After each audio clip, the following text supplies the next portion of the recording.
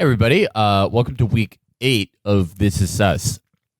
This week is a bit of a departure, more than usual, because this is our first non-network show that we are watching. And I'm actually surprised it was this one. It was our first non-network show. I thought it was going to be Ray Donovan would be the first premium cable show we watched. But this was kind of Matt's idea. We have Matt Crispin on to talk about Oz. Matt, hello. Hello. This is this is like I think one of the only things I've watched that I have like bad memories of. Like I hated it when I watched it, but now I like it. Like, yes. Yeah, like when I think it was because I watched it in the early mid 2000s, and it was like I'd already seen Sopranos, and I saw this, and I was like, this fucking sucks because it's not Sopranos. It's not like Prestige really. It's an FX show, and I expected a Prestige show and got an FX show. But now, knowing what I know now, when I watch it, I'm like, this fucking rocks. They're willing to go buck wild. And what's most exciting about Oz is because, so Oz came out in 1997, 2 years before The Sopranos. And it was at a time when television had been around long enough that there was going to be this move to make it a more substantial genre, like a more substantial art form than it had been. TV shows weren't just going to be about the thing that they were on the surface. You know, like cop shows are just, before that, cop shows were about cops, doctor shows are about doctors. And it was in the mid-90s when people said, well, shows should actually be about more than that. You know, they should try to go higher because we're not reading books anymore. That shit's gay. So give us something more meatier in our television diet. And no one really knew how to do that at first. And Tom Fontana, who created Oz, one of the co-creators of Homicide, which was another one of those tweener shows in the mid-90s that, like, it was in many ways a traditional cop show. It was case of the week. It didn't have like the big building narratives, but it also had a lot of stuff, especially visually and narratively, that was reaching for higher ground. And so Tom Fontana decides, I'm going to go and I'm going to make a real show. And nobody knew what a good show was. Nobody knew what a show that was trying to be about more than its subject matter looked like. And I think what I really realized is that all of these are visual mediums of storytelling, television and film. Their narratives, like structures and narrative elements, are basically borrowed from the narrative art forms we had before, which are mainly novels and theater. And before The Sopranos came along with the idea of, well, let's turn novels into TV, let's turn TV shows into novels, Oz came along first and said, let's turn TV shows into theater. And it turns out, over time, people have realized, no, theater's pretty dorky. No, thank you. I would prefer novel shows. So now, yeah, Oz became this sort of embarrassing hybrid creature, this sort of evolutionary dead end that we all just sort of are embarrassed to even remember. But it was as much an attempt to create a new type of show as The Sopranos was. Yeah, and the thing that I noticed a lot when I was watching this, like, obviously, first and foremost, you're like, Fontana is such a playwright because there's so many things in here that are so, like, theater dork. They're so Broadway. Like, I mean, first and foremost, the character Augustus Hill's terrible monologues. That's so that's bad. So theater. They're so bad. I wrote down like 5. I was just dying because so I watched the show and I do not remember half of these amazing just wordplay ass shit. It's like, you know, they were just high-fiving when they wrote that shit down in the Fontana was freaking out. He was doing backflips when he wrote this. But the other thing that struck out to me, I mean, we watched 2 episodes. We're probably only going to get through 1 now that I think about it, judging at the rate that we go at. But that's good because we'll have another one in the bank for the next time we do this. It was how similar it was to this first season of The Sopranos because they both have this thing of like, well, what the fuck kind of thing is this? What the fuck kind of show is this? How are we going to explore the characters? Oz comes off as more clumsy. It's more TV-like than even the first season of The Sopranos, which I think is the first season of The Sopranos. I suggest everyone go back and watch it because it's so different from what we got. But they were similar in that they were very pubescent prestige TV, very awkward and sort of growing into its own. Yeah. So this first episode of Oz, there's a lot I actually liked about this.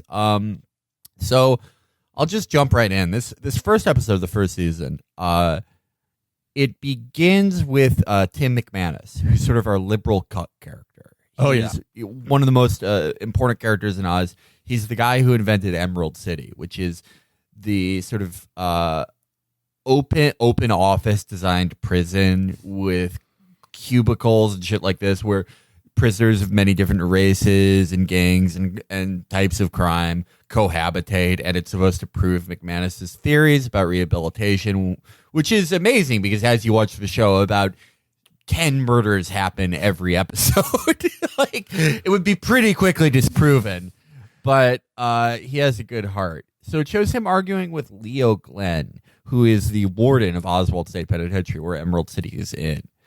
And they're having like their sort of cuck versus crime and punishment arguments that they have throughout almost every episode, where McManus is like, we should let them get degrees, and Leo Glenn is like, we should kill them. But next we have during all this, it is a terrible Augustus Hill monologue. Augustus Hill is the character in the wheelchair who they literally have spin around like hamster wheels in like separate monologues that aren't alluded to in the action outside of the reality of the show. And interspersed with that, we have Edie Falco's character giving orientation to the cast of characters that will come to dominate this show for the run of the series, such as Luis Alvarado and the king of the beta cucks, Beecher. Oh, yeah. So she is giving sponsors to these new prisoners. There's a sort of one-off character for the first season, Groves, who killed and ate his parents. He gets Bob Rebideau, who's sort of an old man who we find out more about in later seasons. Beecher gets Dino Ortolani, who seems to be a very hot-headed mobster who almost immediately is like, yeah, fuck off, you little cuck. Right after Ortolani sends him off, we sort of see that Beecher is easily cowed, sort of a rich kid. He shouldn't be here. And that Dino Ortolani is going to collect call his family. We are then taken to the cafeteria, where is this character named Poet? I remember him being named Poet. I think he's literally named Poet. I think he's just called Poet. Yeah. He's a member of the black gang in prison who just does like really bad slam poetry. He's doing it for the entire prison, basically. And they love it. They can't get enough of it. They're cheering for him. It's the most insane shit I've ever seen. Yes. Suddenly, Leo Glenn, during all this, like, we get a flashback explaining why Beecher's in prison. He was drunk driving and killed a child in a very comical way. Like, I love the flashbacks in this show. Oh, they're so ridiculously lurid. It's like they might as well have animated like pink elephants flying around his head or something. Or like he should have been pulled while he's swerving around the street in his car. He might as well have been taking pulls from a jar with 3 X's on it. Yeah, the flashbacks are my favorite part of the show. They always, whenever they introduce a new prisoner, they do like, I'd say it's like blue and white flashbacks. Like the coloring of the scenes is very weird to show why they're in prison. Like for Ortolani, it shows him killing some mobster or nearly killing some mobster. That comes into play later. For Beecher, it shows him drunk driving, but they're always like very almost slapstick. And I wondered how on purpose disconcerting and funny and weird they were supposed to be, or if it was just like kind of bad directing and low budget. But it definitely reminds me of the Homicide House style, where you want a lot of zooming, canted angles. You want the camera to be moving a lot. You want to simulate the feeling of emotional distress. Yes. So during this scene, when everyone's in the cafeteria cheering on this bad slam poetry, Warden Glenn comes into the cafeteria and announces that cigarettes are banned from the prison, causing this sort of mini riot. So next we have head count, which is where they make sure everyone's in the prison, everyone's in their cells. Adebisi, who will become a big character later, a very large Nigerian gangster, he is Beecher's cellmate. And he's rifling through his shit, and he intimidates Beecher when Beecher goes to call him out, and he implies he's going to rape him. Schillinger, this sort of imposing white man played by, what's this guy's name? J.K. Simmons. J.K. Simmons, one of the great character actors. Yeah, won an Oscar for Whiplash. A master. He notices this. He makes ice with Beecher. He's like, hey, ask to get transferred. Just don't like make him think you snitched, but it's hard out here. Like, just protect yourself. So the next day, when Adebisi tries to intimidate Beecher again, Schillinger intercedes, get him moved to his bunk. They move in together, but then we learn that Vern Schillinger is just going to rape Beecher. That he's a Nazi and he's just going to rape him and brand him. We get a particularly awful Augustus Hill monologue during the scene where he goes, they call it the penal system. Nah, I think it's called the penis system. That was so good. Yeah. And that was what I knew. Oh, this show's way better than I remember. This show rocks because that's interspersed with like a violent rape scene. Yes. It's so late 90s. Yeah. Just pure shock value. Like, we could do this now. This is awesome. Yeah, no one's going to stop us. That's what I love about the show. It's like, you can tell how excited these guys who worked on network TV were to just, I don't think there's a single episode without a violent rape, like male on male rape. It's the currency really of Oz. don't. Yeah. So the guards, the next morning, the guards find drugs in some dirtbag cell, and McManus and Leo have this another liberal versus crime and punishment argument over drugs. There's a staff meeting. They will go over their agenda, which includes the smoking ban. They discuss the new coming prisoner, Kareem Saeed, who will be a huge character. They use very curious phrasing in this one. I was wondering if you noticed this when they're like, well, this is a big deal because Saeed's a very well-known political activist, and he blew up a white-owned warehouse. Yes, a white-owned warehouse. That was really weird phrasing. I'm glad you also caught that. Yeah. I've never heard that said in contemporary times. Well, it's weird. They wanted to have him do something of a political nature, but they wanted him to be relatively sympathetic. So I guess they're like, well, what could he have done? We don't want him to do any violent crime, and also his whole deal is he's nonviolent. So he could do some property violence, but how do we indicate that it's politically oriented? It's a white-owned warehouse. Yeah, it was just such a weird no, this is the white business warehouse. Yeah. I mean, I always scanned the state that Oz was in. Like, I always scanned Oz as being in Massachusetts for some reason. They never say this, but that's always how I scan this. So that is maybe something someone in Massachusetts would do. Like that's true. I think Tom Fontana is actually a Massachusetts. No, he's from Buffalo. Shit. Oh shit. I mean, it could be like desolate Western New York too. Yes, that's for sure. Plenty of prisons up there. Yeah, but all right. So Saeed shows up. Saeed after intake has a meeting with Leo, Glenn, and McManus. He has a flare up with Glenn. Glenn is black. I want to point out they have sort of like a huge tension between each other. Saeed is a big deal for the prison because he's very fearless and very respected by all the black Muslim inmates.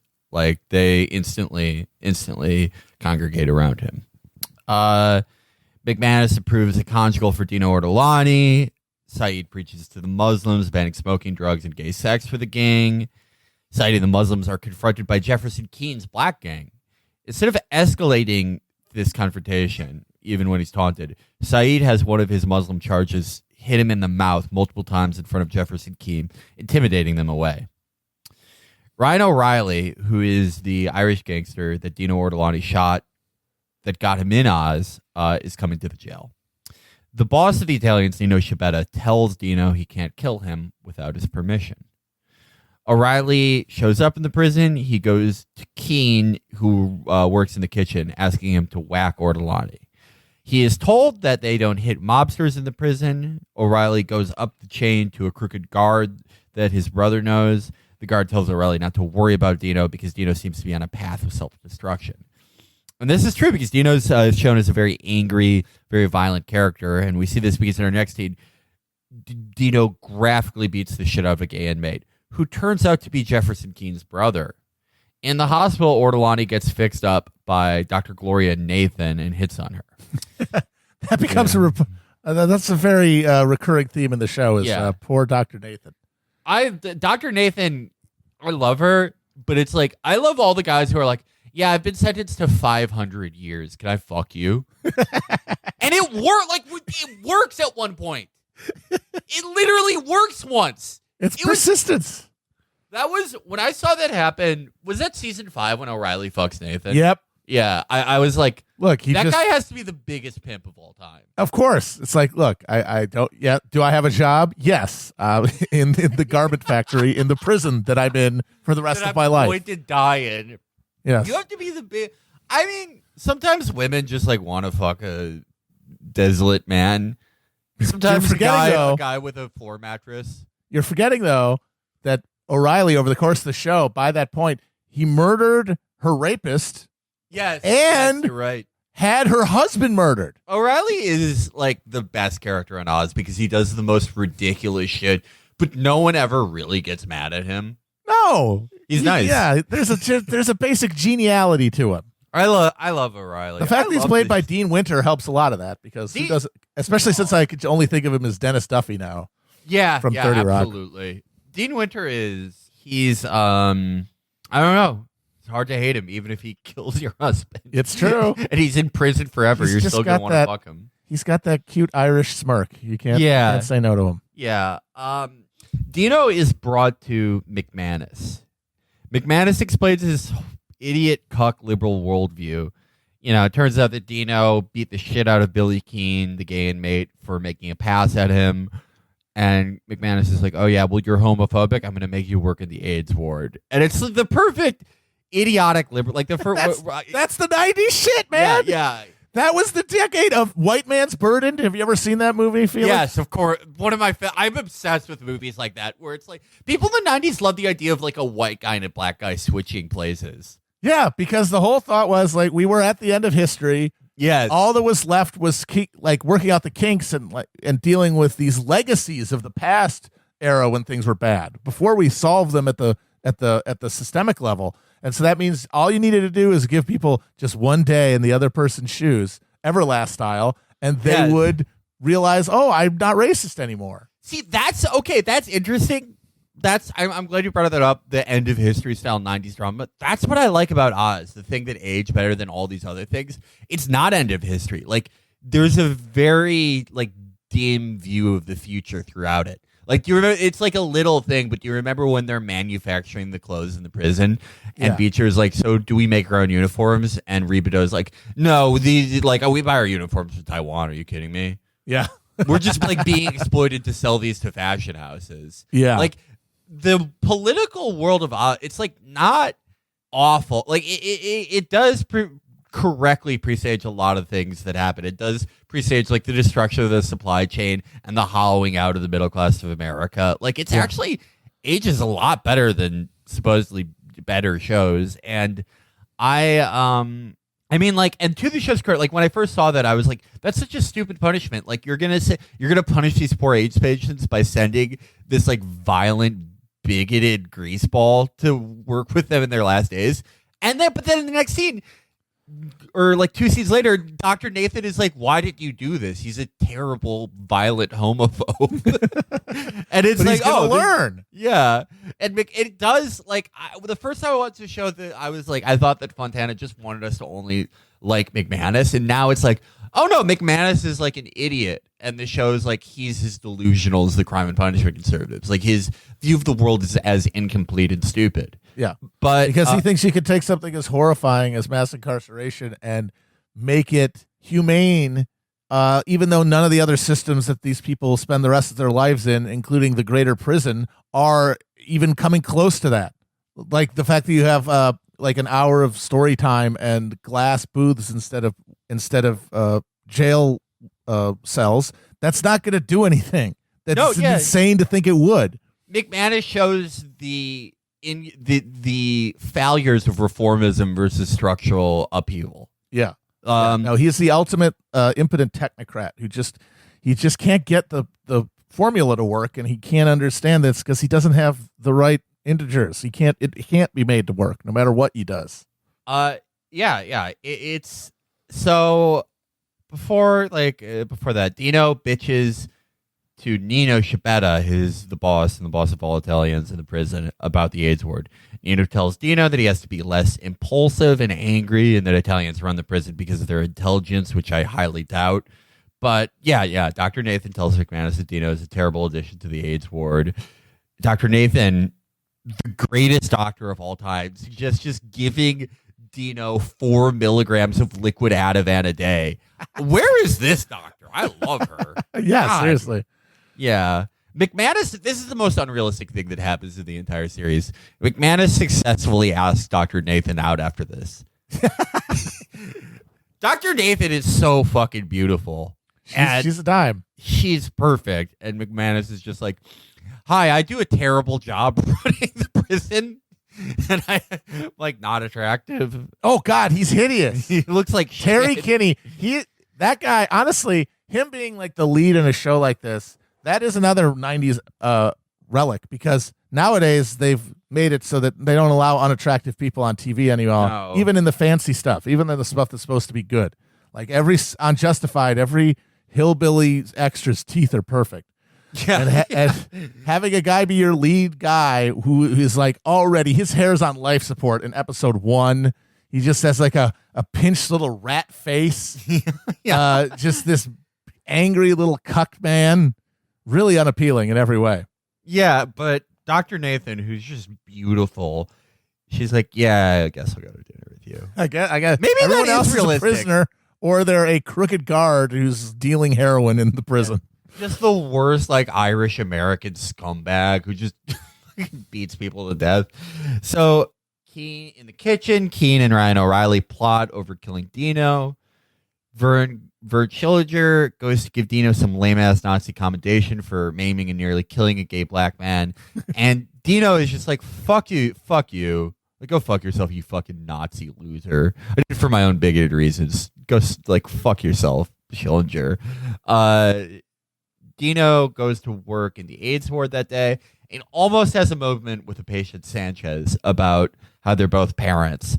But he then gets mad at Sanchez's implication that he got AIDS while sharing needles using heroin that Dino sold wholesale on the streets years ago. McManus is confronted by Ortolani and in turn cancels Ortolani's conjugal and turns it into a behind glass family time. Ortolani's family time is very tragic. He wants his wife to behave as if he's already dead and make her life whole anew without him, but they're very much clearly still in love. Back in the AIDS ward, Dino is tasked with bathing Sanchez after he took a fall. Sanchez asked Dino to euthanize him. Dino is confronted by O'Reilly in the bathroom and beats the living shit out of him. He destroys him. Anytime Dino has a one-on-one fight in his one episode, he destroys anyone. Dino's pretty badass. He is badass. Yeah, you'd think he'd be having a better time in jail. No, he's a bad guy, but he has a really good record in there. Dino euthanizes Sanchez with a pillow. He's thrown into the hole because the inmates see it. He's sedated by Dr. Nathan with the Ativan and then lit on fire by Johnny Post, ending his arc in the episode. So that was only 25 minutes. I think we can do 2. So what did you think of this first episode? Well, one, it ruled. It fucking owns.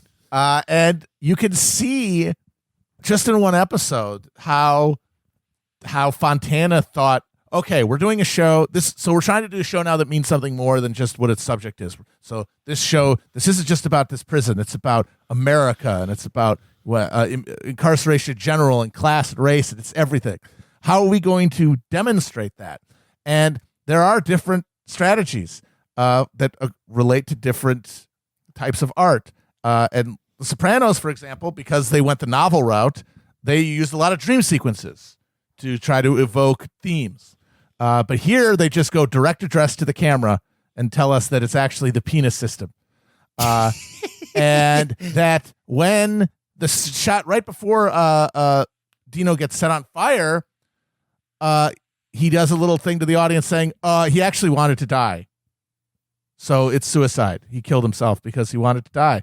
So you don't have, they fill in these gaps for you. So you just get to watch it and have it explained to you. And I really get why a lot of people think this is a terrible show, because they flatter themselves now that we've had, decades of this prestige TV concept to be reified into something in people's minds where, no, I got to work for it. But they're not working for it that hard. They're not working for it any harder, really, than hearing him just say, sometimes people they want to kill themselves, but they'll have other people do it. And you look at that, and you're supposed to be horrified by the lack of subtlety. But I'm sorry, your shows that you watch where somebody looks and the duck comes across the screen or something, it's not any more subtle. No, I love Sopranos, but it's not a subtle show at all. Like those dream sequences, I love them, but they very clearly hit you over the head with like, Tony has this anxiety, he has this anxiety about his kids. Like there's a lot of homonyms. Like, the scene where Tony takes the horse in the house and Carmela's like, you can't have your whores in the house. And it's like, yeah, it's not any more subtle. Like, I guess with Oz, there's just no art to it. Like, the art is the fact that Augustus Hill is like upside down in a Magneto prison going, yes, sometimes a man will do anything to do anything. And yeah, it kind of sucks, but no, this is maybe one of the only things from this era that I'm like, this is way better than I remember it. That's the thing. I was like 15, 16 when I watched this, and when you first start being able to like discern art, and I think I was excited to be like, no, I can now identify why things are bad. And I was so quick to point out why this was bad. But now it's like having watched so much bad art in my life, and bad art that people tell me is good, I'm like, no, this fucking rocks. Yeah, it's just a different model. Yeah, and the thing is that if you're trying to deceive yourself about what television is, and its fundamental like limitations, you're going to look at Oz and be like, oh, awful. No, looking at the camera, doing the spins, cringy dialogue. But I much prefer that now. A kind of open-hearted, hey, we're going to try and put on a show here for you people. Yes. Without trying to fit into something.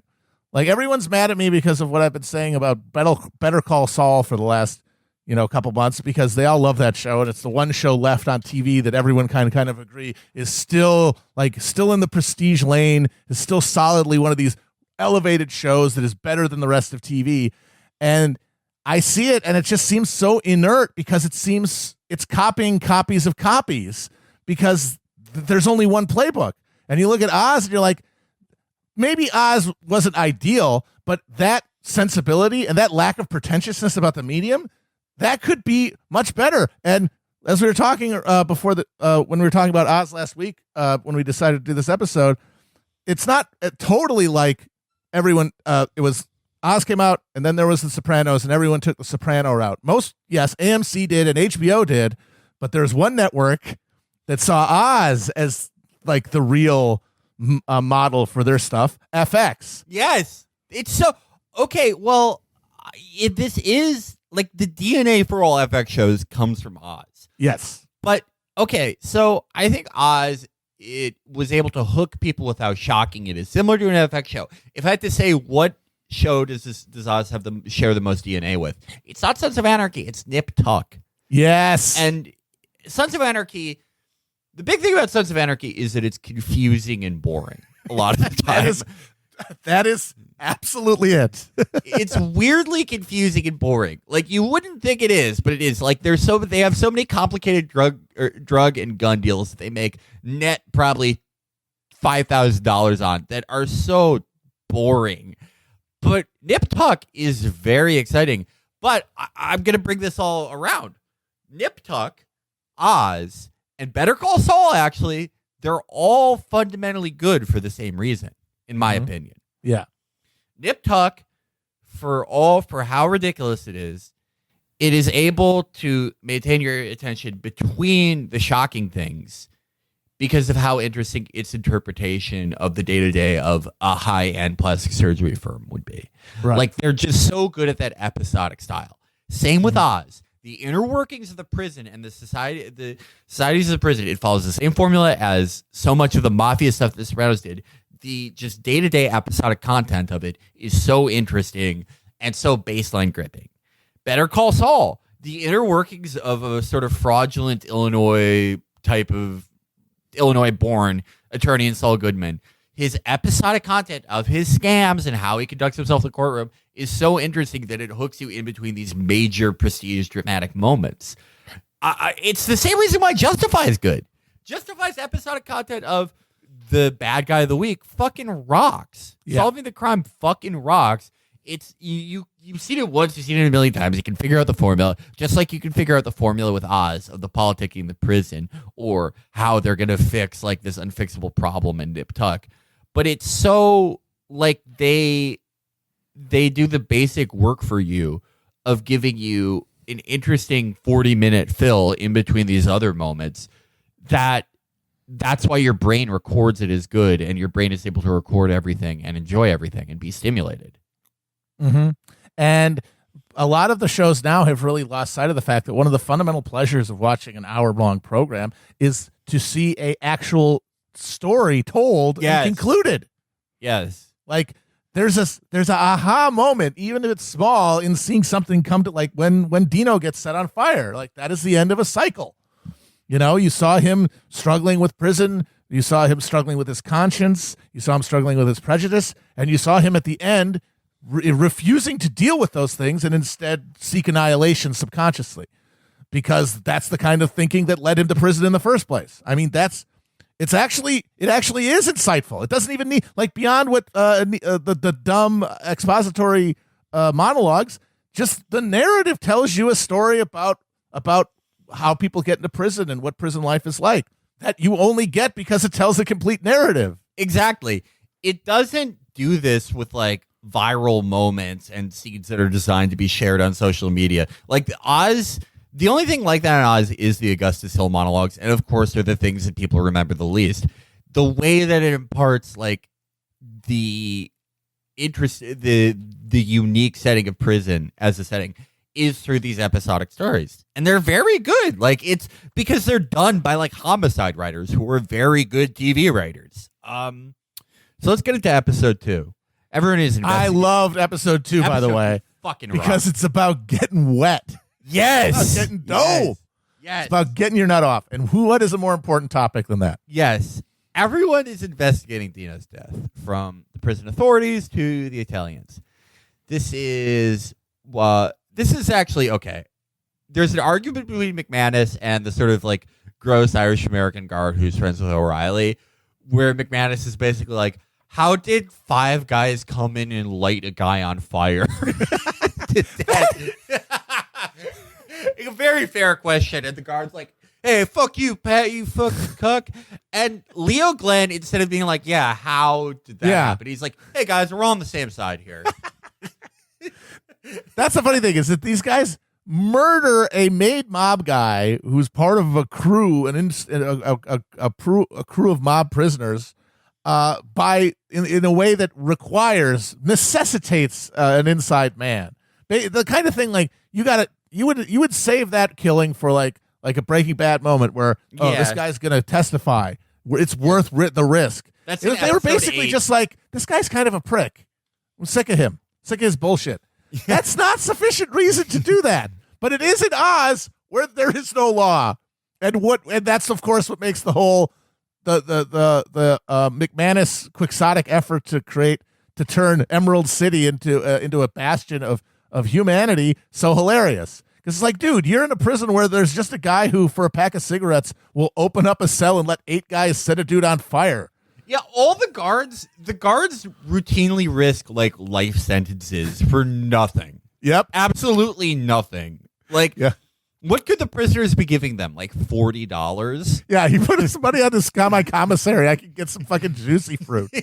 Yeah, like life imprisonment, but yeah, whatever. So back in M City, Beecher is clearly traumatized from Schillinger's repeated assaults. Edie Falco tells him, well, like, you're having trouble adjusting to prison life. She doesn't know about the rapes that have been occurring, so she's like, why don't you bring in your wife for a conjugal? Beecher's gigantically haired wife shows up. She has the biggest fucking hair I've ever seen. It's big. It was my entire screen. They have sex. It's nice. After the conjugal, Sillinger continues to intimidate and torment Beecher. Outside, and this is another thing I love about the show. The asshole governor of the state, Devlin, yes, introduces legislation to ban conjugals. This governor gets reelected like 5 times throughout the series, and the only thing he seems to run on is like prisoner austerity. Yes, that's the only. Whatever we can do, the prisoners. Yeah, like the people in the state are like, there's no jobs in this state except working at the prison, but like your only platform is that we have to be meaner to the prisoners, but they just keep voting for him.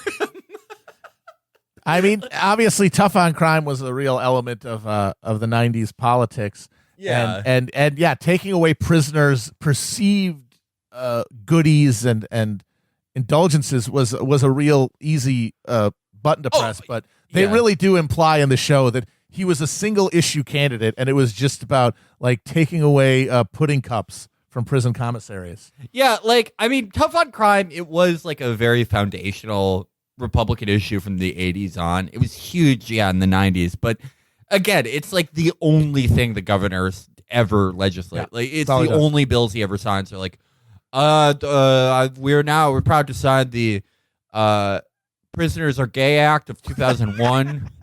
Yeah, they're all gay. Hereby declared gay. Not their driver's license if they ever get out again. Yeah, it's really funny. But he is. I mean, I could see him as a mid 90s Republican. Who are we kidding? But so our next flashback we're treated to is Augustus Hill, and we find out why he's in a wheelchair and how he became the worst narrator of all time.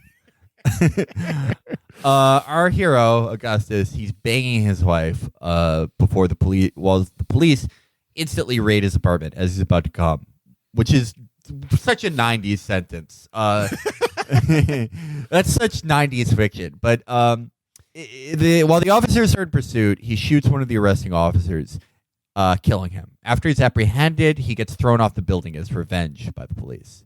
And he's doing all of this nude, by the way. His dick just flopping around. Yeah, and just going to town. Yeah. Murder, just doming cops with his dick swaying like a goddamn pendulum. He is owning these cops. But so one of the Italians, one of Nino's charges, shows up to take over the kitchen now that Ortolani's dead. He tells Keene and Adebisi that they can't run contraband out of the kitchen until they find out who killed Dino. We then get Jefferson Keene's flashback scene, which is the funniest I've seen, like top 5 funniest in the series.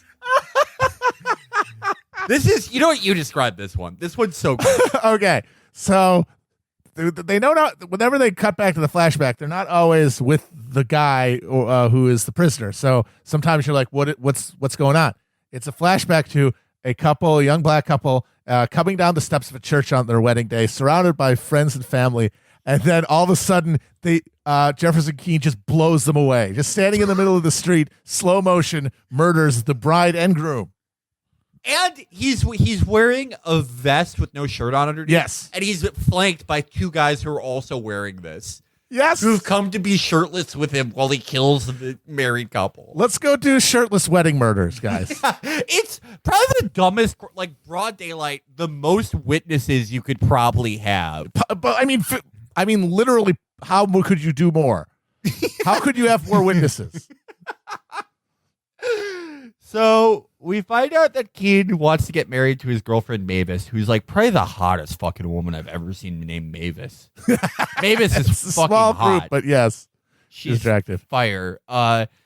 So McManus and Glenn argue about it. McManus is like, Glenn is like, Keene killed a couple getting married, and McManus said, well, he ripped off their package. We find out why he did it, and yeah, McManus is against it. No, that was my favorite moment, is that he goes, he killed a bride and groom on his wedding day, which that means you don't really need the flashback, but whatever. Yeah, go for it. And his response is, he said they ripped off his package. Yeah. And then Leo goes, that's not an excuse. And he goes, it's not an excuse, but it's a reason. It's like, I don't know, man. That's not a good reason. That's a terrible reason to murder 2 people on their wedding day, even if you really liked that package and it was a lot of money or whatever, you know? That would be funny if it wasn't a drug package. It was just like he ordered a table. He got something from Crate and Barrel. And he's like, time to get shirtless and go to prison forever. These guys love just, and I understand that there's a certain fatalism in the criminal class, Right. Right. But at the same time, doing color coordinated public executions goes a little bit beyond just basic nihilism. Yeah, it's crazy. So, yeah, McManus is obviously pro Keen getting married. Leo's obviously against it. Kareem Saeed goes and appeals to Leo Glenn on Keen's behalf. And Glenn changes his tune because now Saeed will owe them, and that'll make it easier to run the prison. That's an example of like the inter-prison politics of what makes the show entertaining on a baseline. But so Mavis and Jefferson get married through proxy, like they have someone on the inside of the prison, someone on the outside standing in their place. They're married. We get a little background on Edie Falco's character, who has a very tragic, like, Edie Falco's character, yeah, she has to work at the prison because there's no jobs at the auto plant. Like, it's not end of history. It does prescribe America as a grim place with no fucking jobs or anything. Oh, that scene where Edie Falco's in the break room talking about how she's stuck with the job because she can't afford a different place and all that. And she actually says, I'm trapped just like these prisoners, which once again, that is theater as shit. Yeah, just right on the head. Nail on the head, fucking lampshade. You might as well have an act break. Like, you could just see them freezing and then the lights dropping after she says that. But again, credit for Tom Fontana writing this in 97 and not being like, well, we've solved all the problems. It's true, yeah. No, he understands that, like, no country that is shoving people in prison with this sort of gusto is okay. Yeah, no, absolutely. So next we get Luis Alvarez. He was the inmate that got stabbed in the stomach when we saw the intake scene in the first episode. He learns in the hospital that his girlfriend has given birth. The prison chaplain, Ray Mikata, tries to get Miguel, tries to get Miguel to see his son, but Miguel is unmoved. Miguel is very fatalistic because his father and grandfather are in the same prison. They're clearly in this generational pattern of having a kid, being locked away, not being able to see it. And Miguel sort of correctly assesses this is just going to be my life. Like, who gives a shit? Even if he is technically up in parole for 2 years. Mikata appeals to Miguel's grandfather, who's in solitary, to speak to him about raising his son. The grandfather is actually successful, and Alvarez starts taking some sort of parenting class after they meet. We learn that Nino's wife is dying. McManus arranges for him to see his wife before she goes in exchange for his patience in the investigation of Dino's death so as to avoid further violence. O'Reilly moves into Emerald City and seems to be building a working relationship with Schillinger. Nino presses O'Reilly on Ortolani's murder. O'Reilly tells Keen that they have to give up Johnny Post so business could continue, but Keen is against the idea. After being pressed by the authorities, O'Reilly tells Nino he knows who killed Dino Ortolani. McManus tells Nino that his wife has died, and then the Italians kill Post in retaliation for Dino. Episode 2 over. This was episode 2. There's a lot of stuff. There are a lot of Augustus Hill monologues. Oh God, some of my favorites of the entire show. Yeah. One in particular. The one that I've remembered for 25 fucking years. The one that has not left my mind for a minute, really. And that is the one you could probably guess. Is it the one where he's like, he talks about how he can't feel his dick anymore, but then it goes to the interstitial and he's like, you can take everything away from a man, but you can't take away his feelings. Is it that one? No, it's not. I love that one. That one owns. It is at the end when he's lying on a slab and says, sex and death, they're different, but the same. And then as he's talking about how they're both, you're surrendering your mind and spirit, he is slowly covered. Like, I think he's probably on a tilting board, and they tilt him down, and a bunch of white and red liquid pools behind him, indicating cum and blood. Yeah, okay, yeah. I made a practice not to record every Augustus Hill monologue. You can't. There's too many. There's too many, and it would also make my notes-taking process 3 hours longer. Yes. It would be so difficult. But I think that's Augustus Hill's monologues are specifically why I thought this show was beneath me when I was a kid, because they're so they're so unsubtle and clumsy and shit. But it's like, now it's like, man, at least you're going for it. Like, I've seen there's so much lazy shit entertainment. When I see the Augustus Hill monologues, it's like, well, at least this isn't procedurally generated to, like, I don't know, make as much money in North America and China as possible. Yeah, exactly. What content can we put together that will get 2 seasons on Netflix, and then their algorithm will cancel the show because it tells them they don't need anything to be longer than 2 seasons, which means even though, because it's a prestige show, we're going to have to build these stupid season and beyond season-long arcs, we'll never have any faith that any of them will be brought to fruition, because it could just be canceled at any moment when people stop clicking on it enough. So that means everything, it's like an abortion before it even begins. Meanwhile, you got fucking the guy swimming in jizz and cum and blood telling you about how death and sex are the same thing. When was the last time you saw that on Netflix? Yeah, it's an awesome show, and I think the difference between Oz and the difference and Netflix show, it's analog versus digital, right? Ooh, yeah, that's Oz good. is very formulaic, just like Homicide is very formulaic, or Justified is very formulaic. And it's formulaic in the way that great TV writers are.